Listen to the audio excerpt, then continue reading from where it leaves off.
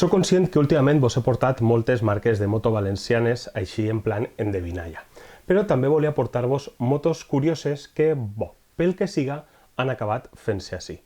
És el cas de les Mini Marcellino. Vos sonen? Estic segur que coneixeu la Honda Dax o la Monkey, però d'on venen aquestes locures? Vos conte. La Mini Marcellino era un model de moto plegable comercialitzat per DMT a Ravenna, Itàlia, entre el 67 i el 69. I originàriament portava un motor Franco Morini de 47 centímetres cúbics. Anys després, la valenciana Dismave, a Sagunt, adquireix els drets de producció i li encarrega la fabricació dels motors a Mototrans, que era una filial de Ducati a Barcelona. És a dir, les Mini Marcellino portaven motor Ducati i podies elegir en dos transmissions, l'automàtica o la manual de 3 velocitats. D'aquesta Mini Marcellino es van fer dos versions, la normal i la super, com la gasolina.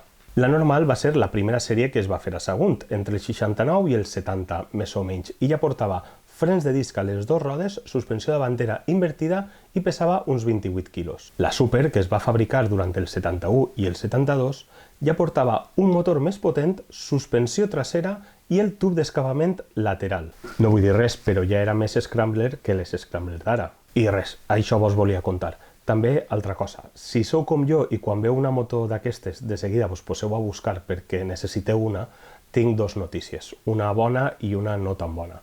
La bona és que encara podeu trobar-ne per ahí. La no tan bona és que estan a partir de 2.000 euros.